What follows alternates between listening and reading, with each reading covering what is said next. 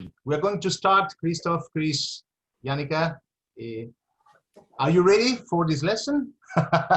Yes. We hope to be. Are you ready? Yeah, we always ought to be. So, do you have an order? Sorry, Christopher? Do you have an order in which you would like us to speak? I don't know. Oh, no, Kristof choose for me. So he is the master at a certain point. So he'll be the MC, the master of ceremonies. Yeah, that's right. Okay. I'm just doing a short presentation of what we are going to do to other teachers, and then I leave you the floor, and you are free to present us what you are in the corner, okay? Okay. So, eccoci, torno alla mia lingua usuale che tratto molto meglio dell'inglese, quindi... Allora, come vi diceva Maria, io vi chiederei di accendere le telecamere perché sarà una, come posso dire, conferenza nella quale, a fronte di una presentazione iniziale, poi avremo anche spazio per, diciamo, delle domande e risposte, delle curiosità, Vi dico anche che potete intervenire sia viva voce, diciamo, attivando il microfono e aprendo il video, sia anche utilizzando la chat, va bene? Quindi se qualcuno è, come dico sempre, un po' più timido del solito, quindi può utilizzare la chat per fare domande, osservazioni o altro. Vi dico anche che in basso, per chi vuole, nella barra orizzontale che avete sotto al video, c'è il tasto per, diciamo, la traduzione simultanea, quindi vi presento anche Chiara Vitali che è con noi, che sarà la nostra traduttrice. Quindi se qualcuno di voi, diciamo, nelle sessioni in lingua inglese vorrà ascoltare la traduzione in real time in italiano, può cliccare, diciamo, sotto la voce inglese e avere la traduzione simultanea. No, prego Chiara. Non ti sentiamo. Proviamo a farlo insieme. Allora, proviamo a mettere inglese, così sentiamo Chiara. Esatto. E quindi per noi sarebbe spagnolo, giusto? Ok. Perfetto. Benissimo. Benissimo. Se necessario posso condividere lo schermo se magari qualcuno non ha chiaro com'è, ma c'è un pulsantino proprio dove c'è scritto interpretazione e dentro avete le due lingue, inglese e spagnolo, quindi in inglese sentite Chiara parlare in inglese, in spagnolo sentite Chiara parlare in italiano, attenzione, non in spagnolo, quindi diciamo. Ok, bene, io andrei ad iniziare e condivido lo schermo con voi perché volevo effettuare una piccola presentazione, giusto per presentare chi sono i nostri ospiti, che sono qua, eccoci qua. Allora, l'incontro di oggi si colloca all'interno di un percorso che è iniziato per quello che riguarda il Festival Fermamente nel 2016, con la prima edizione, nella quale, oltre, diciamo, all'aspetto della comunicazione della scienza, della divulgazione della ricerca e dei risultati ottenuti in vari ambiti, diciamo, scientifici, si è dato sempre uno spazio via via più sostanzioso a un approccio che è noto con questo acronimo STEAM. Non so se tutti lo sapete, forse sì, forse no, ma STEAM è un acronimo che sta per Science, Technology, Engineering, Arts and Mathematics. Quindi è, diciamo, una estensione, se possiamo chiamarla così, o una innovazione di quello che è stato il percorso STEM promosso a livello europeo e anche mondiale più o meno una decina di anni fa, in maniera sostanziale e sostanziosa, e quella A delle arti sta per un approccio che utilizza, diciamo, l'integrazione con quelli che sono i linguaggi dell'arte, le forme d'arte, e quindi l'arte come punto di appoggio e di partenza per la didattica delle scienze, per la didattica della matematica, ma anche e soprattutto come ambiente privilegiato per, diciamo, un approccio interdisciplinare alla scienza. Questo è quello che in qualche modo oggi avremo il piacere di farci raccontare, di, insomma, farci conoscere, ci faranno conoscere i nostri ospiti, che sono parte di una rete internazionale STEAM, in particolare li ringrazio già fin da adesso, poi chiederò loro di presentarsi velocemente su chi sono, cosa fanno nella vita e qual è, diciamo, la loro affiliazione. Ma io, ecco, do il benvenuto a Kristof Fenyvesi dell'Università di Jyväskylä, direttore anche e fondatore dell'Experience Workshop, che poi ci presenterà più nel dettaglio, a Christopher Brownell dalla Fresno Pacific University degli Stati Uniti, e poi a Yannick Aleoste dall'Università di Tallinn, che sarà la nostra terza ospite gradita. Io, prima di dare la parola a loro, vado solamente a presentarvi quelli che sono un po' dei progetti che abbiamo portato avanti, il sottoscritto ha portato avanti con alcuni collaboratori in Italia in questi ultimi 4 anni. Sono tutti progetti che hanno appunto una forma di arte molto importante all'interno, hanno proprio un'integrazione artistica profonda. Questo è uno dei progetti, che è il progetto FOTCAB, che tra l'altro Kristof Fenyvesi conosce bene perché è stato lui il primo fautore di questo progetto quando nel 2016 siamo stati invitati proprio a Jyväskylä durante la conferenza Brigis a presentare per la prima volta questo progetto. È un progetto che nasce per comunicare una storia che vale la pena di raccontare, che è quella della teoria della complessità. È un processo nel quale la matematica è presente in ogni fase, dall'ideazione all'ispirazione fino alla progettazione e alla realizzazione, e soprattutto è un progetto che si basa sull'interdisciplinarità e su delle contaminazioni che cercano di stimolare una ricerca personale e anche una riflessione sia nei partecipanti alle varie attività che ne scaturiscono, sia anche negli artisti e nelle persone che collaborano. La cosa che ci interessa moltissimo è che questa integrazione dell'arte non sia un'integrazione sbilanciata, cioè non è l'arte al servizio della matematica e della scienza, o viceversa, la scienza che ispira l'arte, ok? Ma è semplicemente il sedersi allo stesso tavolo. Quindi avere nello stesso tavolo più competenze che interagiscono in maniera importante per ottenere anche contenuti nuovi, cioè contenuti innovativi che poi possono essere presentati in maniera importante. Qui alcune foto, questo è il primo momento nel quale abbiamo iniziato a presentare il progetto all'Università di Jyväskylä, durante questa conferenza Brigis, che è una conferenza internazionale di matematici e artisti che si svolge ogni anno più o meno a cavallo tra luglio e agosto. Questo è stato il primo anno nel 2016, poi il progetto di ricerca è proseguito con, diciamo, la realizzazione di una canzone basata completamente sull'utilizzo della mappa logistica, che è una funzione matematica che studia l'evoluzione delle popolazioni in una nicchia ecologica, per poi arrivare al 2018 con un ulteriore diciamo, approfondimento, fino all'anno scorso, ultimo periodo utile prima di questo Covid, insomma, nel quale abbiamo proprio lavorato con docenti dell'università e delle scuole superiori su un approccio alla composizione musicale da un lato e alla matematica e alla geometria dall'altro, in maniera completamente integrata, cioè dove la geometria diventa uno strumento importante per la teoria di composizione musicale e allo stesso tempo la conoscenza di base musicale diventa un modo per ascoltare, per sentire quella che è la matematica che c'è dietro una struttura.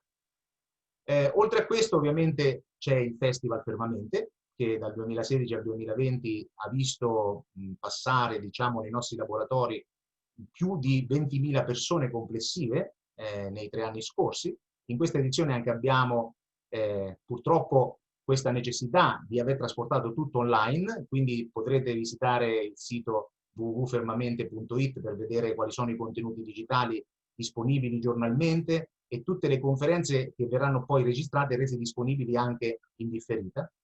E qui vedete qualche foto, diciamo, di alcuni momenti di questi anni legati appunto a questo approccio STEAM, a questo approccio integrato con l'arte, dove in qualche modo le persone diventano protagoniste del processo di apprendimento e di conoscenza. Ci sono anche molti progetti di comunicazione matematica, perdonatemi la mia facciona lì in mezzo, ma è giusto per dirvi che ci sono dei libri che sono nati di questa progettazione, ci sono degli eventi, come vedete il Fan Day dedicato alla fascia di età 0-12, quindi è un evento creato in piazza per coinvolgere fattivamente e attivamente tutti diciamo, i bambini dai 2 ai 12 anni nelle varie diciamo, livelli scolastici di apprendimento.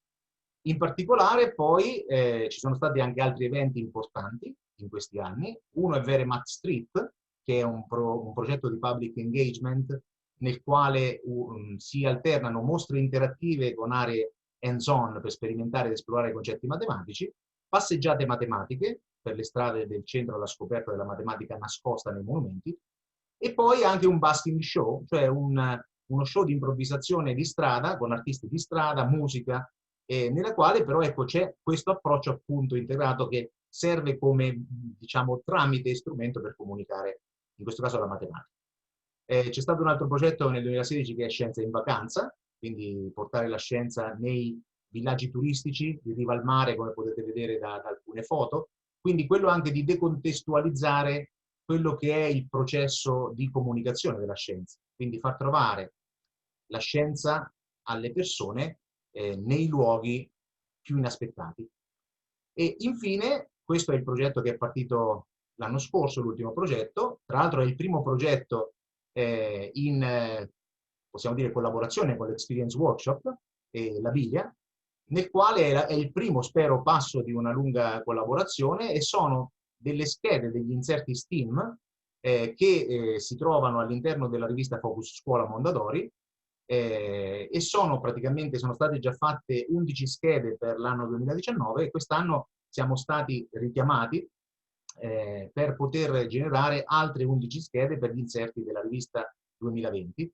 Quindi anche di questo approfitto per ringraziare Kristof del bel percorso che stiamo facendo insieme, e questo è, diciamo, uno dei progetti successivi che si sta portando avanti. Oggi l'idea è quella di presentare a voi quello che è appunto questa nostra, interrompiamo la condivisione, questa nostra collaborazione, quindi vedere anche quello che è l'approccio STEAM in giro per il mondo, in particolare nei luoghi da dove arrivano Kristof, Chris e Janica, quindi dalla Finlandia in particolare, dagli Stati Uniti e dall'Estonia.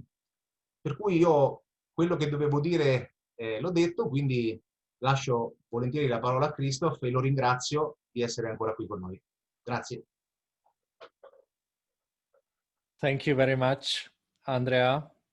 It was amazing to see all these pictures from our common past, and also many pictures which I saw for the first time.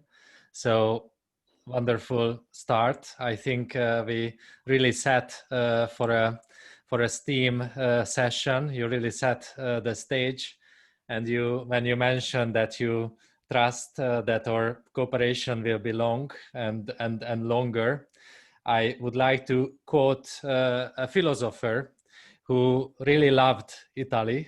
It was a German philosopher, maybe a little bit steamy head.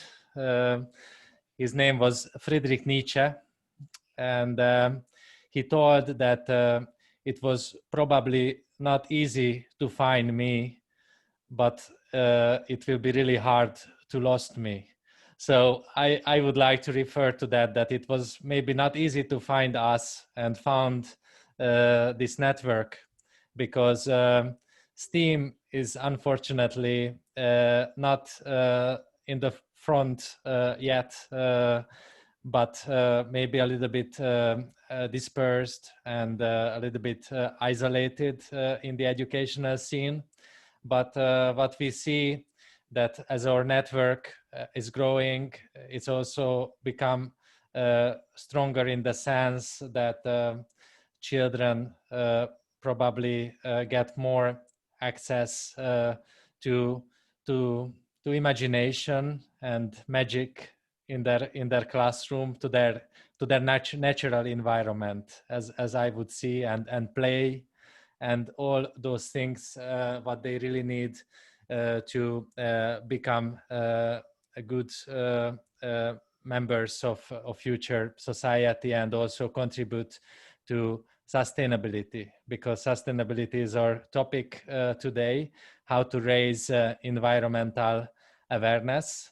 It's really sad that we need to think about how to raise it, because I think we all have naturally environmental awareness because we are part of our environment. So this is a little bit paradox situation, like many questions what will be discussed today. I think we will see many paradoxes today and many sides of the same coin. And of course, mentioning the coin, mentioning the money, it's also a very tricky thing that when you naturally in this society, consumer society, something holds you back to not buy some things, that you think about your limited resources, which means the limited amount of money in your bank account. But I think this is totally a dream world, because resource is not in your bank account, but basically it's in the nature, and that's what need to hold you back, I think, to spend more and buy more, is to preserve your real resources. And I think we will talk a lot about today this kind of real phenomenon, what needs to be studied and what needs to be understood better in education and in learning. So phenomenon-based learning, and also what science can tell us about this phenomenon. So how data and big data can play a role in understanding better what is around us. And also those kind of hybrid environments, what we are creating with support of technology, because it's also a tricky question that if technology is against environment or for or part of it or not, or nature is the part of technology, you know, as we are transforming everything. So again, these many kind of aspects I think we will discuss. But before we would start this discussion, I would like to say thanks for the organizers. First of all, Mauro Labellarte, who is one of the founding fathers of this event, and also to Andrea to have this wonderful topic for this whole festival, eco science with a question mark. I really like this open question, open stage. And I would like to say thank you also Maria Sanu, Chiara Vitali, for maintaining fluent communication. So there are no borders, I think, today, thanks to them. And also I would like to greet Giada Totaro, who is with us as well, another great STEAM person from Italy. So I really hope that our little community will stay together in those links what will be provided to you by Andrea, and we can contribute together to bring forward STEAM in Italy and also in other places. First of all, I would like to set a little agenda for us. This is also open agenda, so maybe we will change, maybe as the event will flow, maybe some things will be added to that. So this is an open stage. It's just a suggestion from me, that I would like to suggest that we would start these discussions with some shorter presentations. First of all, I would like to ask Jannika Leoste to have her presentation, because Jannika works a lot with teachers in service, so teachers from the field. I think she has the most teacher contacts from all of us, I mean, at least from the presenters. Not to mean by Andrea, of course, and this is not like a comparison, but anyway, that she works with teachers on all stage of education, from kindergartens to primary, secondary school, and even further in teacher education. And she support a lot teachers in these very challenging times when we have to face with something like this. I think every of you very familiar with this, what I'm holding in my hand. I hope that you are only familiar with it as an image or as a model. And this is also like a very far approximation of what we are facing with, because though this truncated icosahedral structure is actually not that beautifully regular as in my hand, so it's a little bit more complex and much more complex than some of the viruses what we are know and what have very similar geometric structure. And also these spikes are moving very fast on the surface. So even in geometrical sense, we have a lot of challenge today to overcome the pandemic. But I'm sure that we will have also a new calendar, that now we have memories, and Andrea shared beautiful memories from the before COVID times, before COVID era. And we have now very challenging and very surreal experiences, especially in education and of course in healthcare. You know it more than anyone else in Europe, I think, about this. So in this during COVID era, but I'm sure that there will be an after COVID era, and I would like to encourage all of us to not forget what we are learning during this challenging period, and bring forward all those solutions what, for example, Jannika will also introduce us. So Jannika Leoste is a lecturer and researcher from Tallinn University. She's just standing in her beautiful new education lab, which was inaugurated just a few days ago. So you are among the first guests who are entering into Jannika's hybrid learning space. I hope you will enjoy it, and she will share her hybrid learning experience with you. I hope you will enjoy it. Thank you. Hey, thank you so much for these kind words. And as Kristof will share later on my video about these video examples or evidence, as we say as a researchers, maybe I was thinking that maybe I will focus right now when I'm talking to this question of sustainability.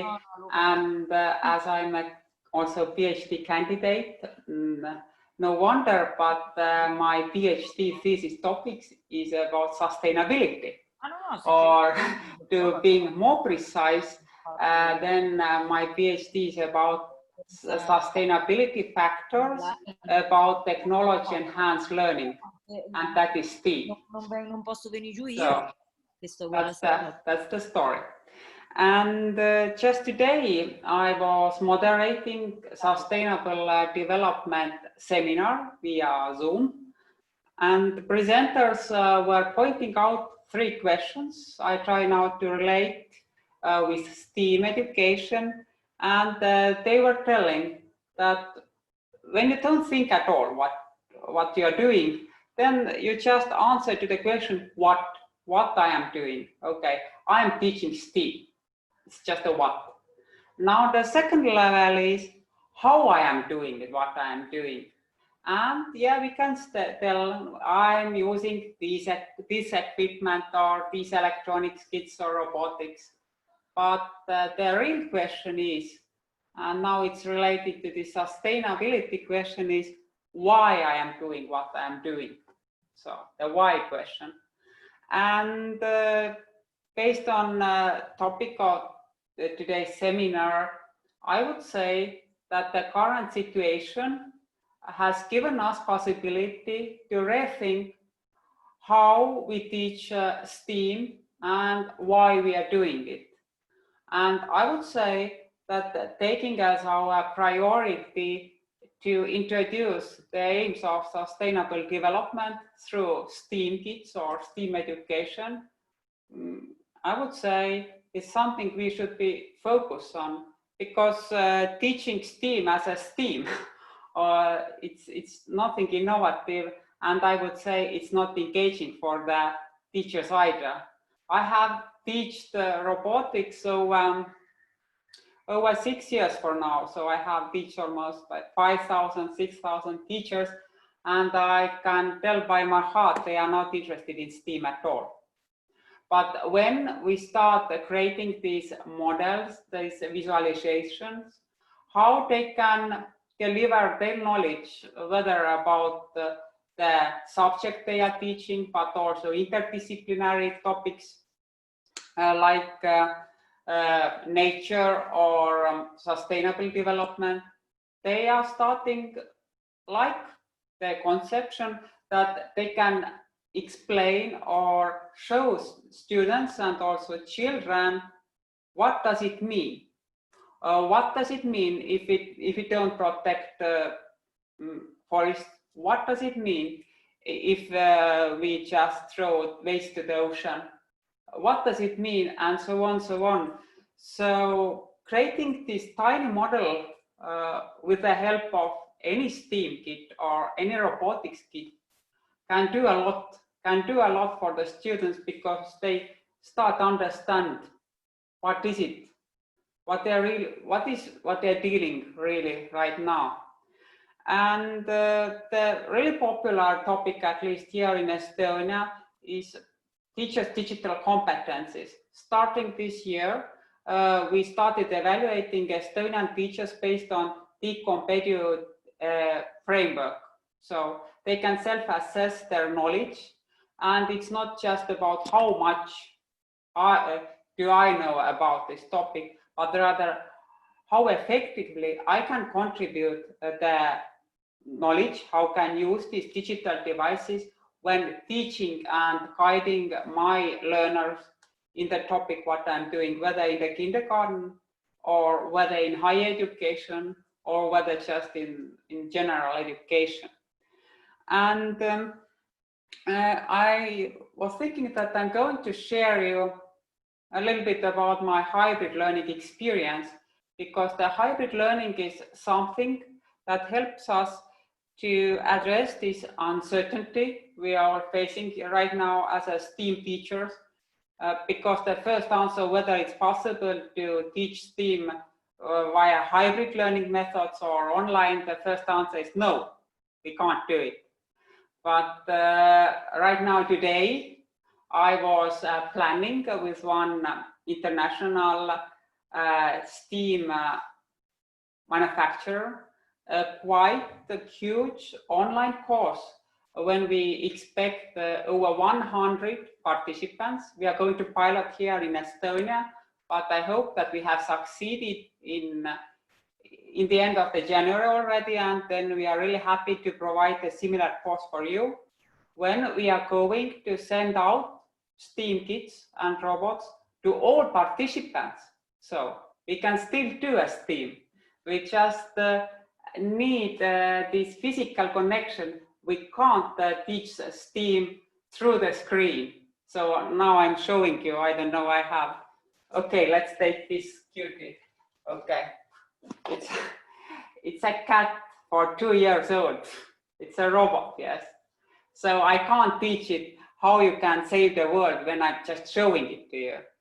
But when I can send these devices out to all teachers, and when I benefit having these very nice digital features, like creating these digital teams, coaching these teams, again, one trick or a tip, you need one coach per 10 teachers when you want to engage them in the virtual environment. So if we are going to have this 100 teachers event, we are going to teach them 5 up to 10 STEAM devices during a week, and one like a red thin line through our course program will be sustainable development. So we are going to design for sustainable development, for inclusive education, also for flexible teaching and learning.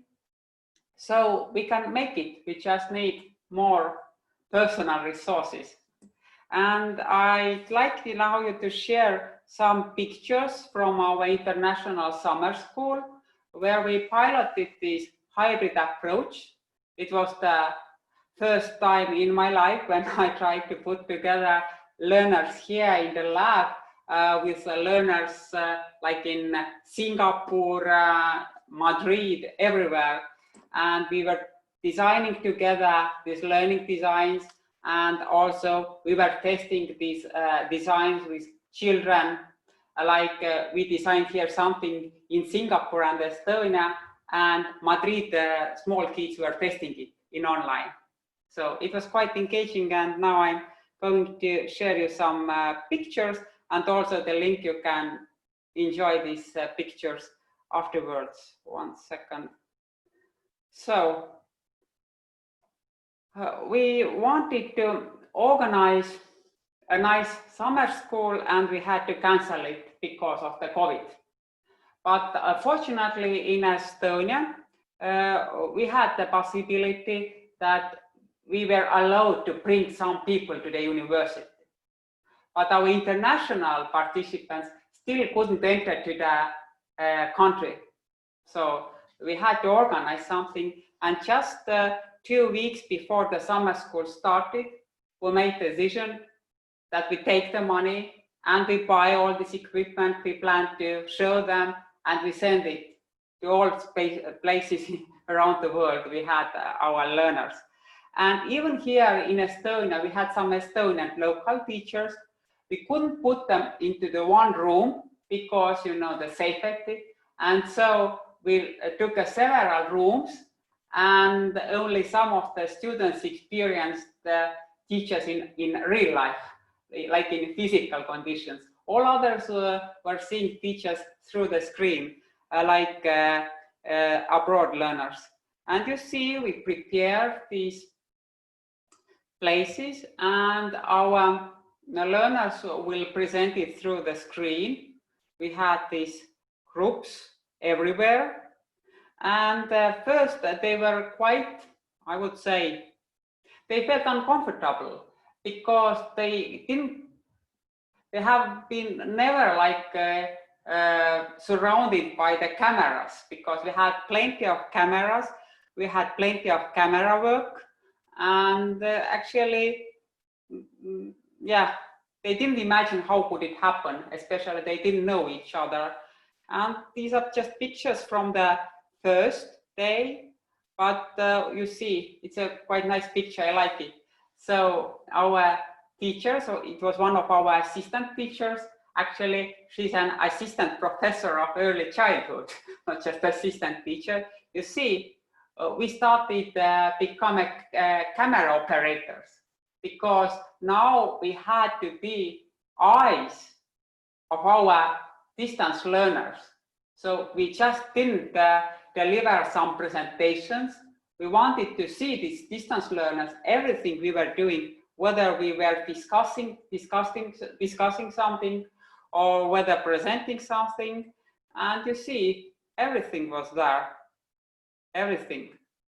So I just share the link with you, so you can check out these 300 pictures. And I would say you will understand when the second day started, when the third day started, because we learned with our learners, and based on this 5 days experience, we wrote a science article. I really hope that it will be accepted, and then I can share it already with you in the end of this year. So we got all the experience of teachers, how they experienced themselves as a distance learners, and how they decided to bring it into their lessons when they go to the school or kindergarten. So that was my story about this hybrid learning experience. And starting this summer, I have conducted already 100 hybrid learning lessons. And I would say that Estonian teachers, at least in the higher education and in the secondary level, are really enjoying it.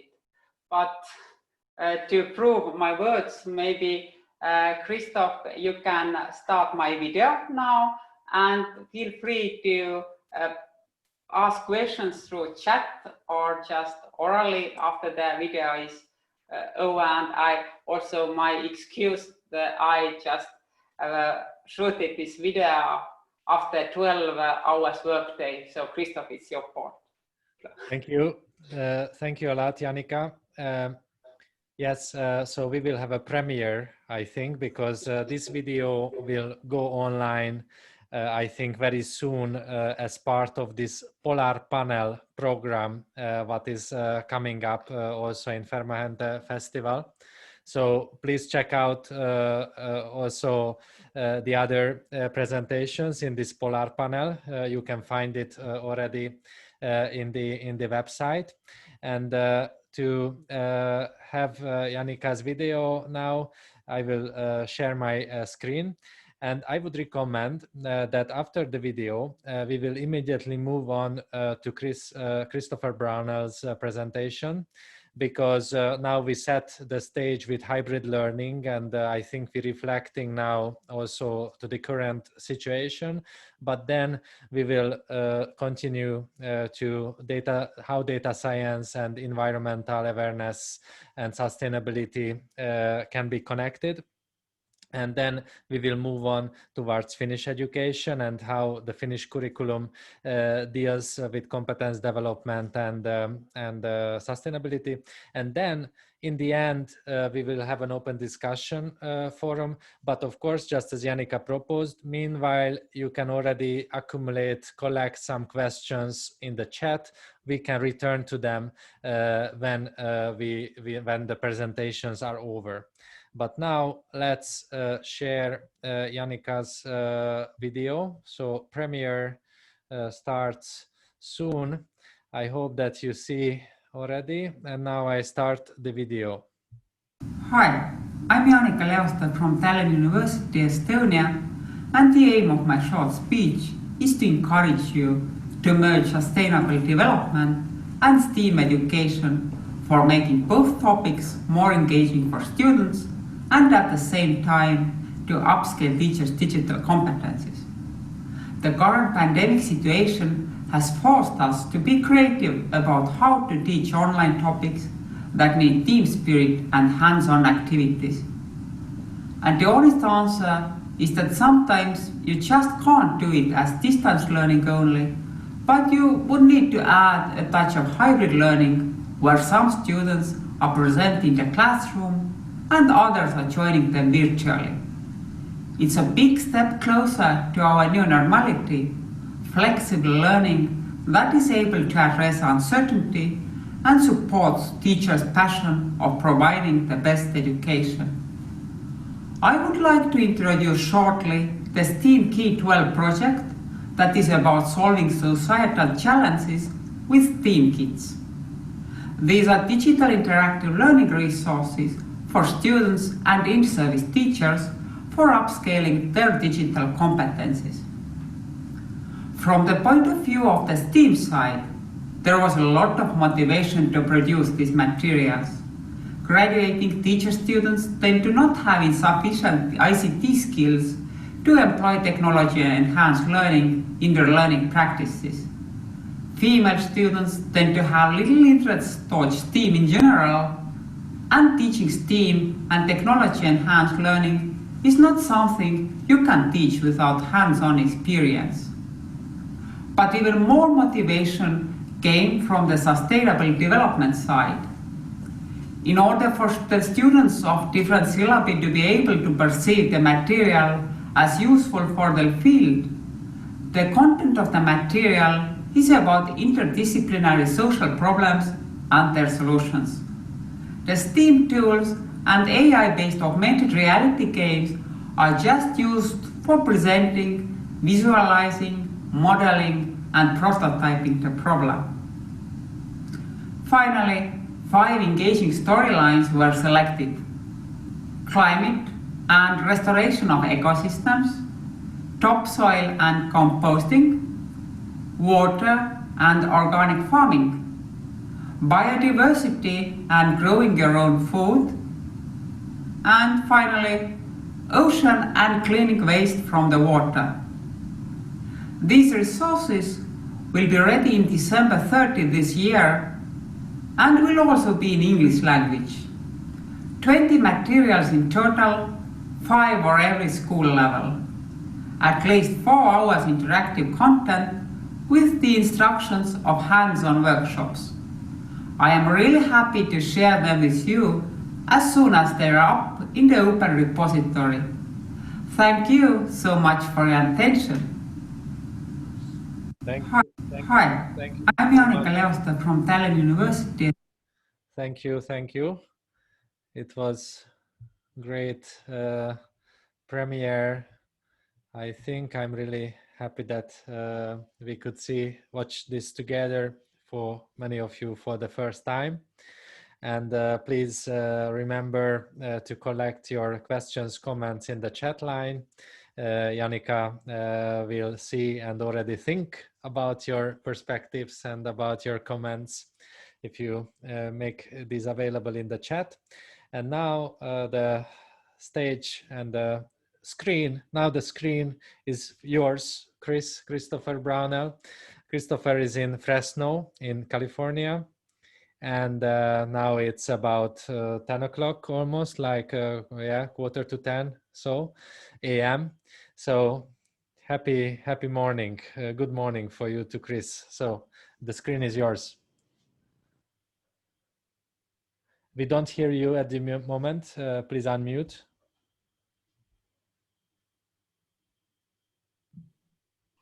Buongiorno. Thank you, Kristof, for welcoming me and inviting me to this fermamente, as close as I can get there. I am in front of one of my favorite places in Italy. A few years ago, my wife and I took a visit to Florence and took this beautiful picture. It goes with me everywhere I can. Thank you. It's a pleasure to join you there. And I'd like to talk a little bit about a change that's afoot in the American curriculum in mathematics and how it connects to STEAM a little bit. And so if you'll indulge me, I will try and make this work and give you an abbreviated version of a talk that will show up as a video later. Let's see if this does it. Great. So my question is, for this talk is really, could a data science curriculum help to save the planet? And my point here is that we have a few things that need to be worked on, and we live in an unprecedented time for humanity. Never before has our technology run so far ahead of our practice in education. Teaching and learning are literally being outstripped by the rapid pace of our technological moves forward. But I'd like to posit that there are hopeful signs for major shifts in education, and especially within the quantitative sciences of statistics and mathematics, and how those connect to STEAM, because the idea of a data science curriculum is very much a science, and it's also very much a mathematics experience, but it also incorporates a great deal of engineering and the arts for when you start discussing visualizations and so on.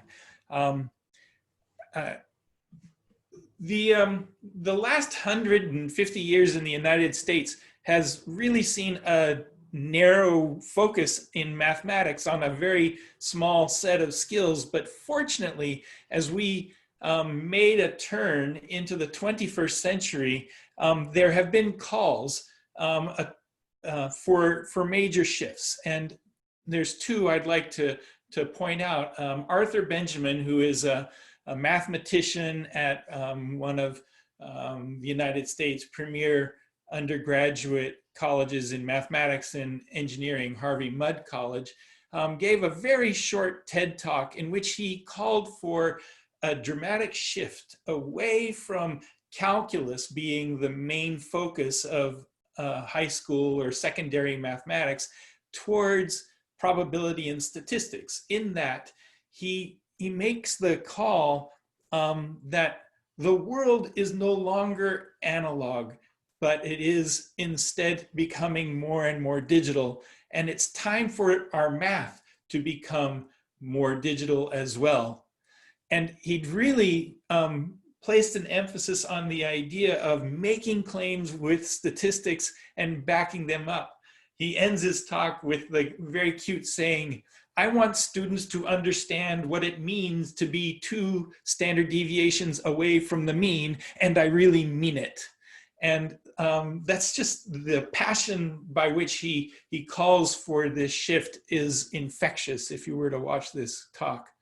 And then another person who makes a similar claim or a similar call in a longer version is Conrad Wolfram in a talk in 2010, in which he describes a different vision of what mathematics is and what mathematics can be, especially now that we have computers. And so he makes a claim that mathematics is really about 4 things. Can you do mathematics by first identifying problems and then modeling those problems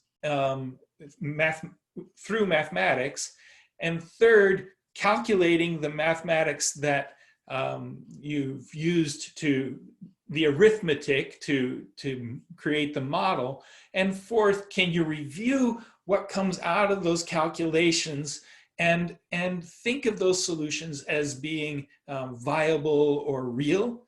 And he points out that computers do the third piece very well, the calculation, but it takes humans to identify problems and to model them accurately and to review the solutions. But we spend most of our time in schooling curricula teaching students to do the things computers already do for us. And so he argues, and I would agree, that we should let computers do the work of computation and the humans do the work that computers can't. And so I'd like to point out this very strange thing. This might be an odd place to have a picture of the Library of Congress, but the Library of Congress is a collection of just a huge amount of information. Its collections comprise the world's most comprehensive record of human creativity and knowledge, and is the world's largest library according to its own website. Whether that's completely accurate or not that's up for debate, I'm sure. But interestingly enough, every second of every day, the equivalent of the data that's contained 50 times the data that's contained in the Library of Congress is generated by human enterprise. So if you think about it, take the Library of Congress and all of the information that's in there, every second, multiply that by 50, and that's what we generate in a day, every day, and will be for the foreseeable future. So that presents for us a problem. The mathematics we teach children is really not well equipped to deal with this mountain of data we generate. Now, is all of that data critical? Perhaps not, or at least it might be important to a few people. But there, I would argue, a large number of places where data is really important. At present, though, in the United States, at most 10% of our high school students take a statistics course. And most of those courses are really theoretical and not terribly practical, and they never quite engage in real serious data. And that is also quite limited with the size of the data sets. The data sets these students work with are not particularly robust.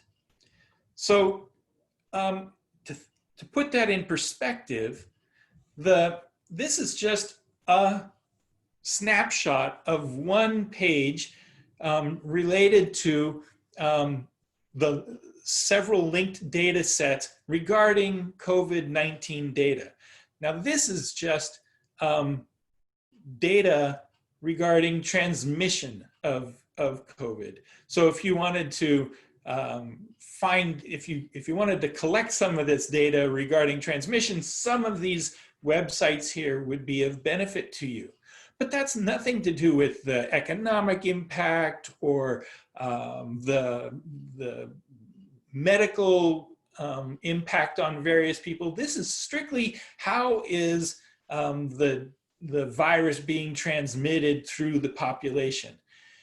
Think about the massive amount of data and the amount of work it would take to understand this and make sense of it. And our students, our children, are going to be faced with this. And in fact, what comes next dwarfs COVID-19 completely. The amount of data that we need to be able to manipulate and understand and draw from to solve the climate crisis is just stunning compared to what it takes, what it will take to create a vaccine and disperse a vaccine for COVID. So we need to find a solution, and that solution is a possible solution is in the field of data science. Yes, data science contains statistics, but it has an eye to telling the story through visualization and actual report writing. It's very technology intensive.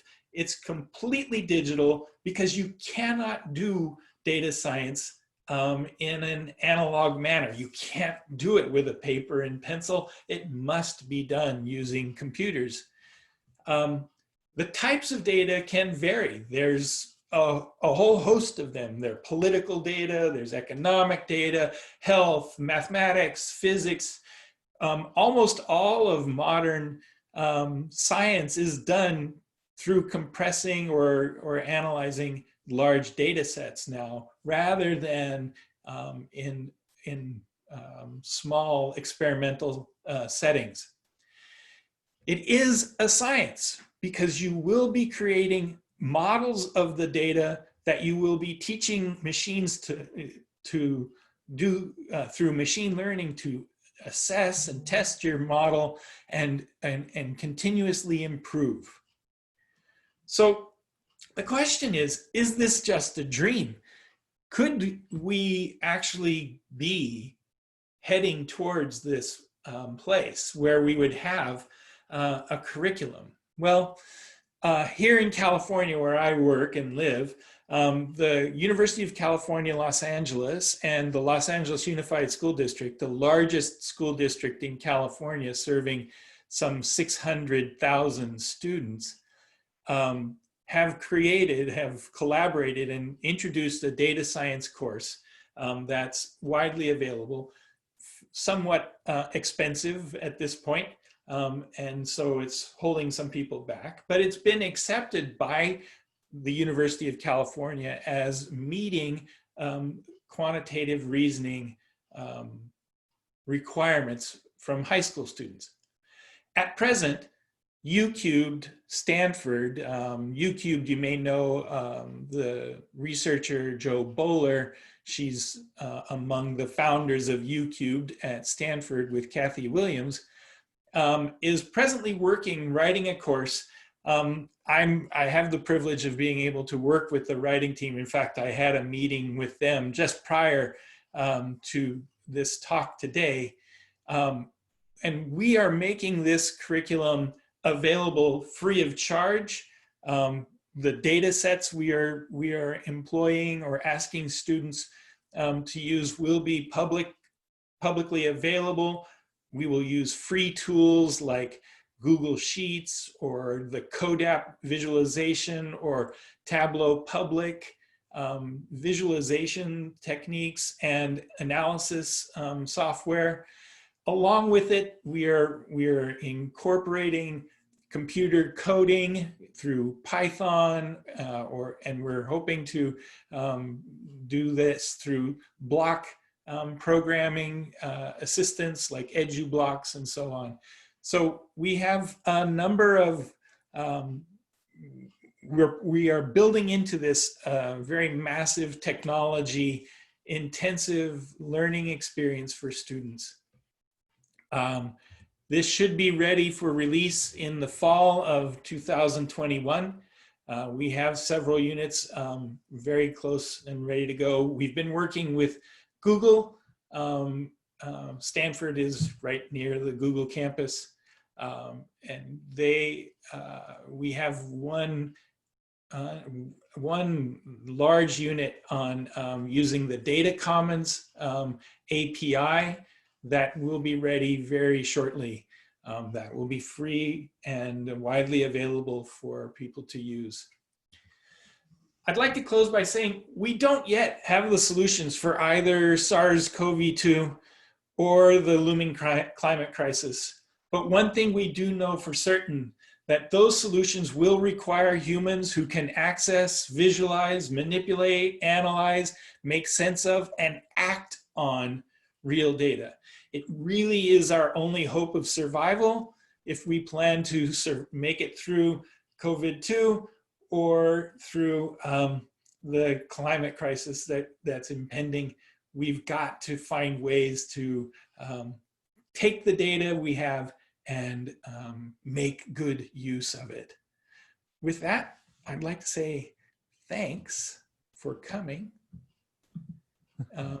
Thanks for letting me talk. Thank you a lot, Chris. I got a lot of ideas while you were speaking, and I'm sure that everybody in the virtual room, in our virtual space, just the same. Actually, when we are talking a lot about that education has a strange role to envision also what kind of future we will have and prepare children maybe to those kind of jobs which not yet exist, and those usage of those kind of tools which are not yet with us, and think critically and think responsibly. Data science is not anymore the future. I mean, even manipulating and understanding massive data sets, this is already a current tool, and not only available anymore for the academia or the high science, but there are many applications and many tools available that you can bring it to the classroom. And I think it would be a mistake to miss this moment also when we are in the beginning of this era of data era, because we need to worry about a lot also, like that we can also celebrate a lot about these opportunities and also the threats what this can set for us. All right, so Jada has an instant comment. Dear data, wonderful, wonderful response. Great. Yes. Thank you. And now I think we just move on to, we had Estonia, then we took a visit to Fresno, Stanford, and the American continent. So we continue our trip to Finland, I think back to the to the Finnish-Estonian Bay Area, finest area, it's also called by some investors. Anyway, so let's see some things about Finnish education. It's not only because I'm working in Finland, and Finnish education is also very trendy, though Estonian education is already trending out Finnish education, as it seems so. But it's not about that at all. But why we thought with Andrea that it would be good to talk about Finnish education, because the current curriculum in Finland has at least two main columns, two main funding sources. And one of the source is competence-based learning, key competences, and the other one is sustainability. So actually it's declared in the first pages of the Finnish curriculum that the Agenda 2030 by United Nations, which describe the education for sustainable development, and also defining this so-called sustainable development goals. There are 17 of them, but of course these categories again can mislead us. But anyway, that this is actually included in the whole curriculum, and actually it's reflected on almost every page. So many hundred times you can read the word sustainability in the curriculum in different contexts. And these are not just on the level of the words, but really on the classroom and out of school learning actions, what sustainability motivates in Finnish schools currently. So this image, what I just put on the screen, is also a memory from the before COVID era. I really miss these opportunities to meet with the children, or if I can meet with them, I definitely miss hands-on activities. But this will return, and also in that form what Janika introduced us, still these things are possible. So I would like to mainly talk about this inter and multidisciplinary approaches in the Finnish curriculum, and also I will have some examples that how this framework can contribute, also raising environmental awareness. So this is a school in Finland. I don't know, what do you think about it as an architecture? Well, when you compare it with beautiful Italian built environment and heritage, maybe it's not the most promising image, not the most promising view. This is this school is just a few streets from the place where I am now. I'm in Jyväskylä in central Finland. And we collaborate a lot with this school. What makes it special, of course, is what you can find inside. So, you know, the word STEAM in English means also like vaporized water, or water in the air. And this is very much a Finnish phenomenon in that sense, that you know that sauna or sauna for our American guests, these were widely popularized by Finland and the Finnish sauna tradition, and you can find a lot of steam through the sauna, at least in Finland. But of course, we will talk another kind of STEAM, which is the integration of science, technology, engineering, arts, and mathematics learning. So when you ask what is STEAM education, I'm asked this question a lot of times when I have to give talks or when we are writing articles, but I have to admit that I don't know. I have no idea what is STEAM, and I also don't want to have a clear idea about that, because for me and for many of the people whom I'm working together, for us, STEAM is really like an opportunity. You could call it anyhow else, actually. So it's not even important, the word of STEAM, and not that much important that what are these elements covered by these letters here. But it's more important, I think, the integration and also the opportunity in this inquiry-based, discovery-based configuration, that it allows you this integration, this connection between different fields of interests, different fields of inquiries, allows you that you can search for different methods, you can search for different perspectives of understanding different kind of phenomenon. And this can also allow you to switch between perspectives. You don't have to exclude content and points of interest because that it not belongs to the subject. First of all, that every questions can be and might be answered, and every questions should be put in this context. That's for me, and I think for many of us, this opportunity what is given by this tendency or this trend, what we name as STEAM currently.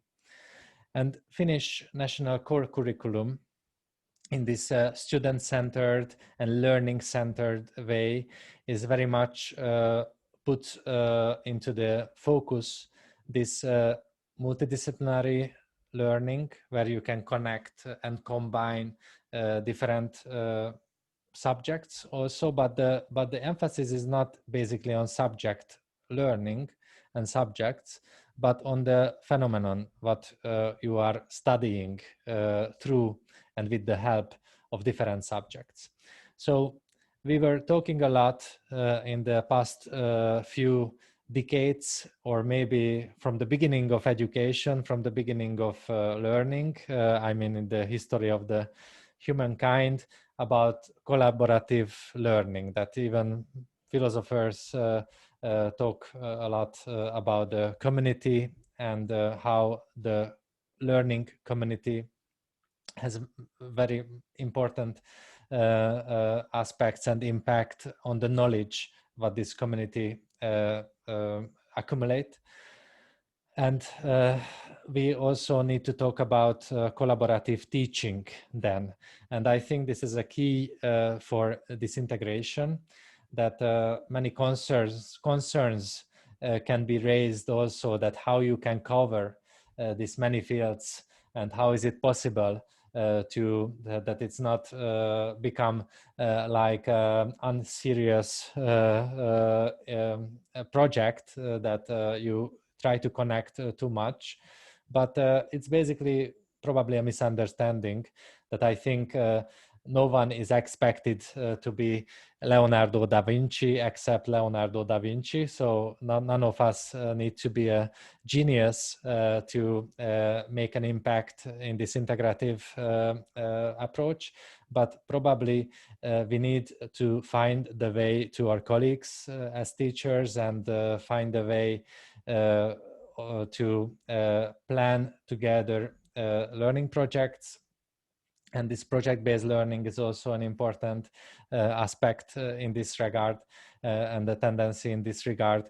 So STEAM also means to find the frameworks and to find the ways that how teachers can participate together in organizing the collaborative learning processes and these projects.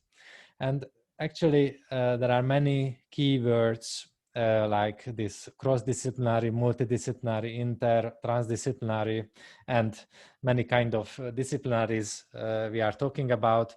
Actually, there are differences between these notions, between these approaches, of course, and these are quite important differences. But again, it's on the everyday learning level.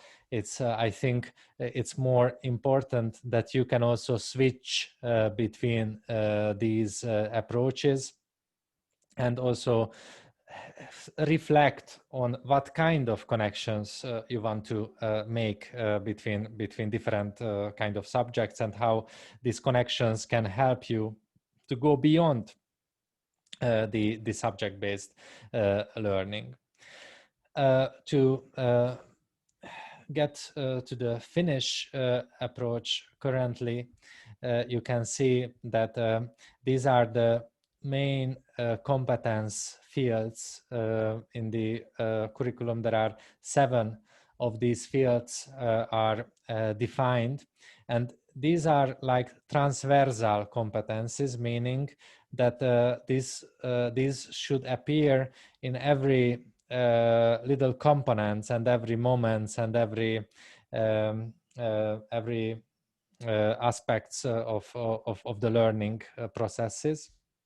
And you can see also that one certain competence field is dedicated especially for sustainability. It's called participation, involvement, and building a sustainable future. But actually, if you read carefully what is what is told about these different competencies in the curriculum, you will find that sustainability will appear everywhere. Also, like this taking care of oneself and managing daily life. So, of course, sustainability have this global and local dimension that you need a reflection on your local actions and know about the consequences in the global context. And many of these aspects, and also sustainability is many times like discussed as environmental perspective. Of course, this ecological perspective, the environmental perspective is there, but there is also an economical dimension, and there is also sociological dimension, and of course there is also cultural dimension, and you cannot really distinguish or differentiate between these dimensions. You will find that there is a very strong interplay between these. But you can also see that there is actually nothing wrong with the subjects. Of course, nothing wrong. This is a big, great achievement from human knowledge that there are subjects and there are specialization. But the main idea that the curriculum should warrant, should provide the opportunity to connect these and also go beyond the level. And that's why these multidisciplinary learning modules are key, have a key role in the curriculum. There is even a designated time in the schedule that children can use for realizing different kind of multidisciplinary projects. So when this news went around in global media, when this new curriculum has been introduced in 2014, 15, 16, that there are no any more subjects in Finland, what will happen to the world, and this is the start of the chaos and everything. So this is not true on this way. There are still subjects, but the integration between these subjects and between these perspectives are much more important than before. And when you go into the details, very important aspect of this approach, that active learning by doing, that learning is about carrying out things together, making a change in the world, is not just a passive process, but we need to reflect on our learning or experiences, and emotions and imagination is very important. And also that we need to learn also many kind of social and community practices not only the learning the definitions in the subjects, but how to think together, how to plan together, how to make arguments, how to debate, how to discuss. So this all should be opened up also in the subject learning, and much more also in these multidisciplinary projects. And also that students are encouraged to have their own questions and their own influence on their learning process to grow motivation and engagement. And this is what I already mentioned, that every pupil has the possibility to participate in this exploratory work, and raising the interest is very important. And that also encouraged that different scenes of learning are connected. So this so-called out-of-school learning and in-school learning is much more taking into account that school is not an isolated bubble in the world, but it's a very much a part of the real realities and the real world. And also multicultural learning, and also different kind of skills and knowledge is becoming important, just like with the sustainable lifestyle, that how it comes down to the daily life to act in a manner that contributes to the community and the society. So as you can assume already from this policy document, which is actually quite successfully translated to practice, that the learning process, the student's role, the teacher's role, so everything is in transformation and dynamized by this framework, and many kind of creativities are coming into action by this framework. When we closing up to the sustainable development aspect of the curriculum, then we can see that there is a lot of emphasis on this systems thinking aspect, that how we can anticipate different processes, critical thinking, self-awareness, integrated problem solving. These are all taken into account and emphasized in actually all subjects, and also in this multidisciplinary perspective. And also these are, I mentioned that there will be some paradoxes, so there is a very interesting aspect also when you think about actually about technology and nature and technology and sustainability connections, that the so-called rebound effect.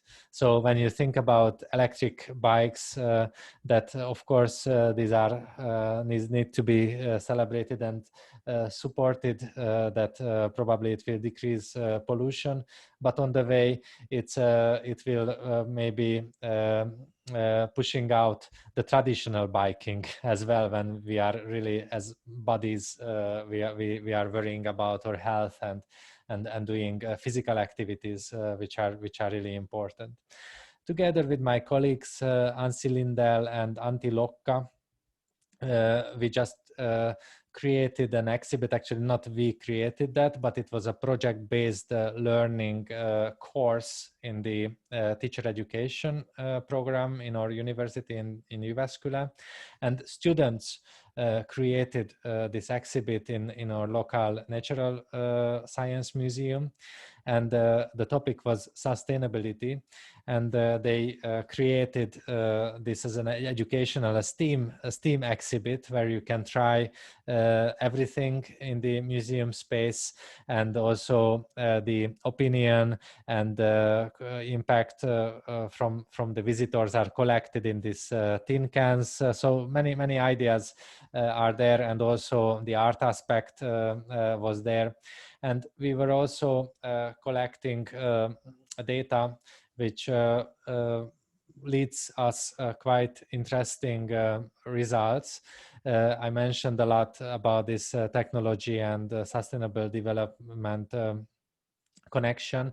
So if you start to think about these questions that how is technological development is inevitable for sustainable development goals, is technology improves rather than weakens human well-being, or it increases rather than decreases the diversity of nature.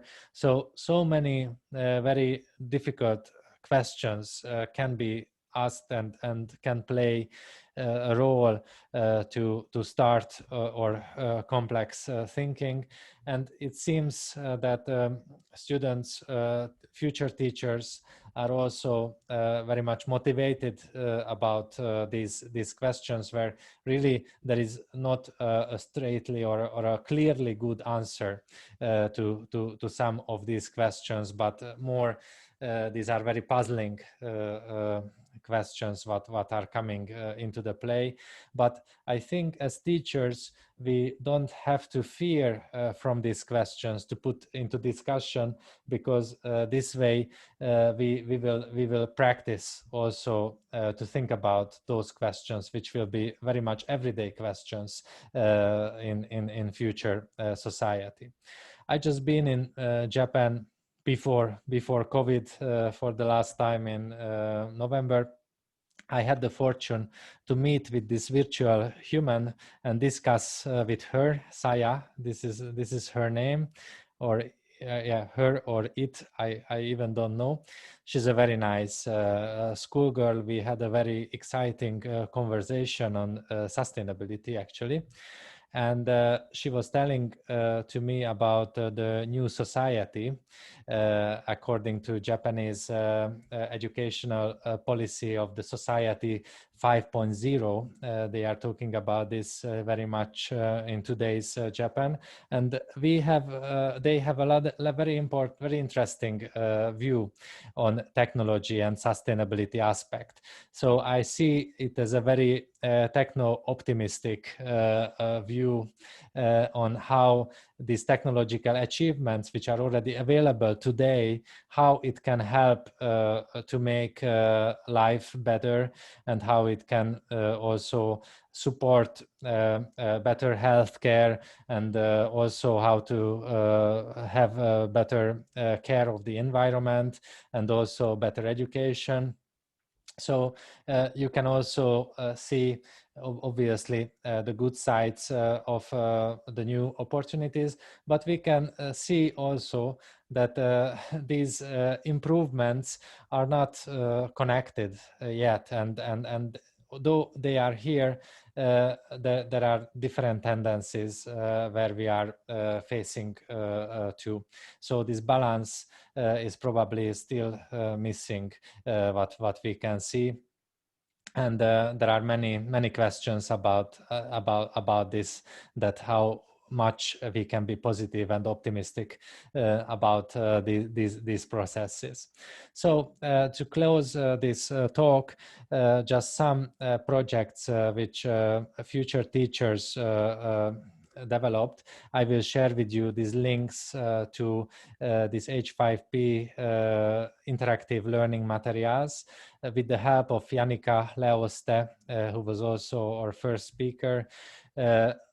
Future teachers developed wonderful examples of interactive materials that can be used also in lockdown, in pandemic, and there are questions about how many water is used, for example, to create or to produce one single t-shirt. 2,700 liters of water needed for one of your t-shirts to be produced. I don't know if you thought about it ever. And if you count how many t-shirts you have and in your family, you can count that how many liters of water has been used for that. And many of these kind of everyday phenomenon related questions are discussed in mathematics with the help of mathematics. Even gender equality is discussed. So I would like to ask you that after this session, you might want to check out these. I will share these links on the chat, and I will also share the link with an interactive environment where you can leave also some comments about this session and also about students' works. I would like to say thank you for your attention, and maybe we still have time for discussing these questions with you. Thank you very much. Grazie Kristof, grazie veramente di cuore. Allora, siamo arrivati ad un'ora che insomma è abbastanza tarda, avevamo previsto un tempo più breve, ma credo che sia stato un interessante viaggio alla scoperta delle realtà educative e scolastiche, diciamo, che abbiamo in giro per il mondo, partendo appunto dall'Estonia fino ad arrivare agli Stati Uniti e poi tornare in Finlandia. Io vi ringrazio perché per me, al di là di tutto, è stato un vero arricchimento di quello che è la possibilità di integrare più esperienze per poter capire quali cose importanti cogliere da ogni situazione, no? Perché poi la cosa che mi viene in mente è che ogni progetto di cui parlavate nasce anche all'interno di un contesto culturale specifico. E questa è un'altra, come posso dire, importante situazione da considerare, no? Quindi anche questa integrazione credo che non sia solo in termini di arte e scienza, ma sia anche in termini di conoscersi gli uni gli altri, no? Sicuramente è un arricchimento reciproco, è un modo per provare a intraprendere, come dicevi prima anche tu, Kristof, mi piaceva molto l'idea che le STEAM, prima che un acronimo, è un'opportunità. No? Questo mi sembra una bella, come posso dire, frase da portare a casa con noi. E soprattutto questo significa che è una continua sperimentazione. Cioè non c'è nulla di dato, non c'è nulla di certo, ma è tutto un costruire. E la seconda cosa che penso è che l'interdisciplinarità, questo lavorare insieme, questo confrontarsi, sia poi la vera ricchezza di questo approccio, sia per i docenti che per gli studenti, per chi poi ne beneficia anche in termini di apprendimento. Allora, il tempo è stretto, abbiamo ancora qualche minuto. C'è qualche domanda da parte dei partecipanti?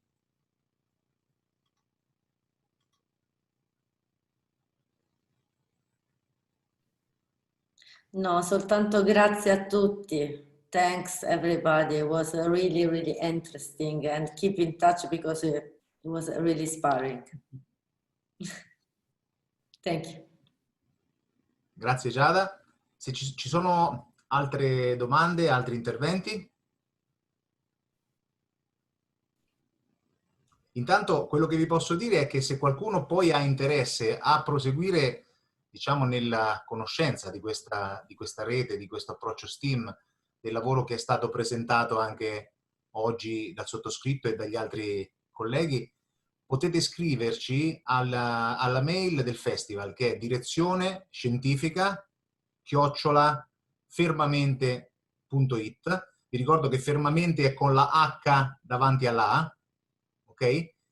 Chi fosse interessato, vi dico anche che con Experience Workshop e con Kristof partiranno a breve dei progetti condivisi, quindi anche dei corsi di formazione per docenti qui in Italia, relativi a questo approccio, e nei quali ovviamente saremo felici di incontrarvi se diciamo partiranno Covid permettendo, perché per adesso, come vedete, siamo in questa forma online. Insomma, speriamo di poter tornare presto anche in presenza, perché tanto anche di questo approccio, credo, interdisciplinare sia efficace nel momento in cui si possa anche interagire fisicamente, no? Con gli oggetti. Giada, vai pure. Sì. Parlo in italiano o in inglese?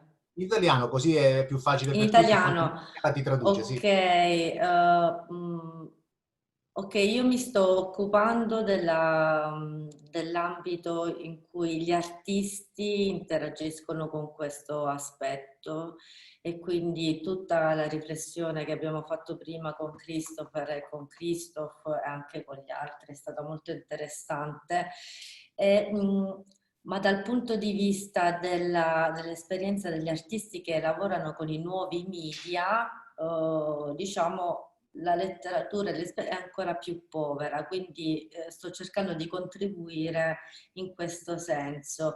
Perché? Perché gli artisti hanno già un framework mentale di tipo transdisciplinare e quindi possono essere di arricchimento a questo, insomma, alla comunicazione, al dialogo tra le discipline.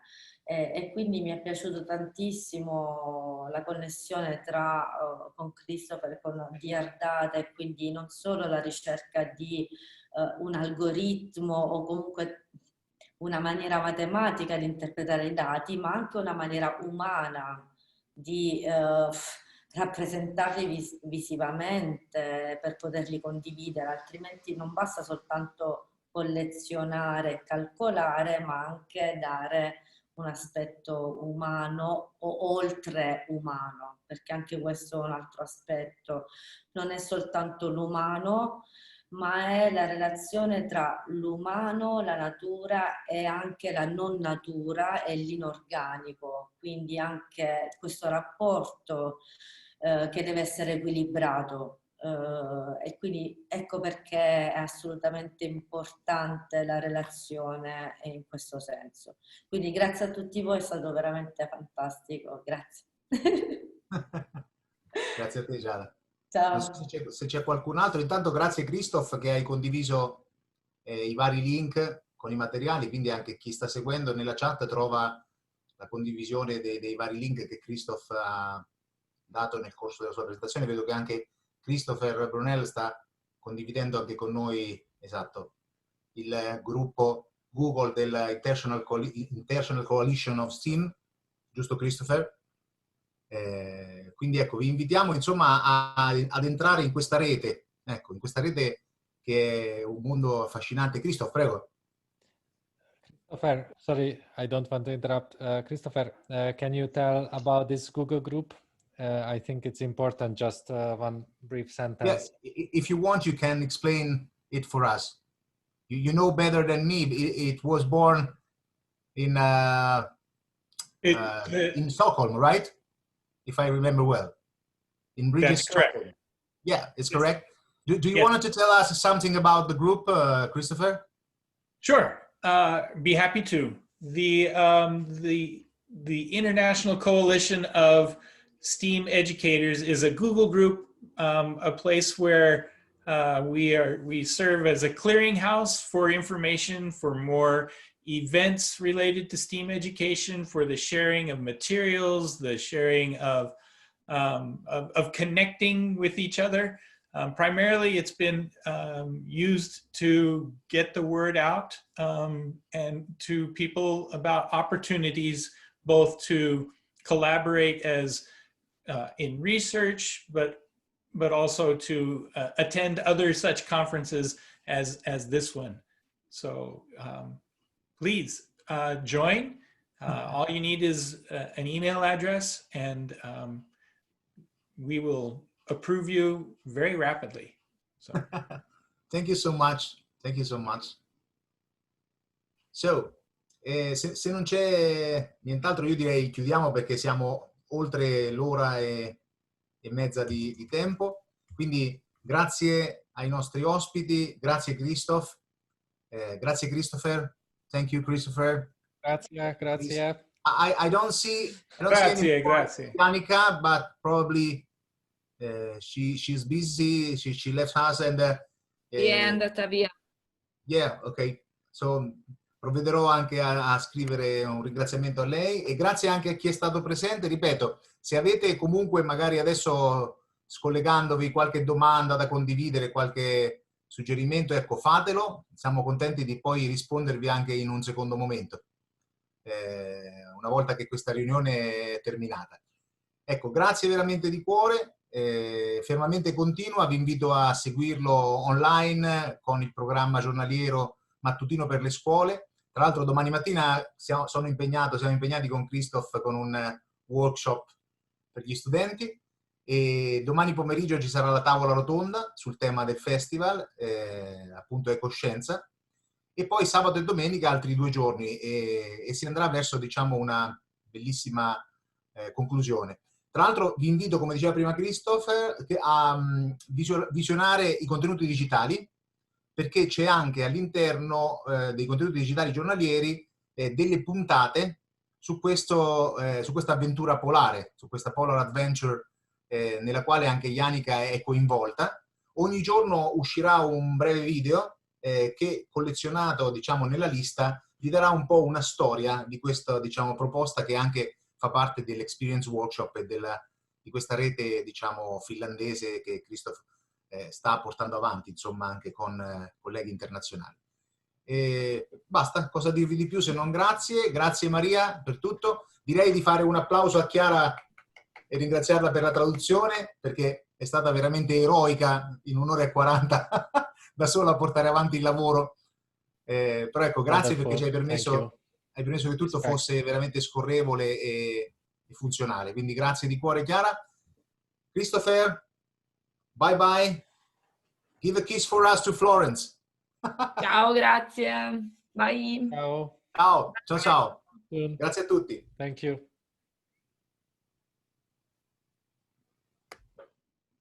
Okay.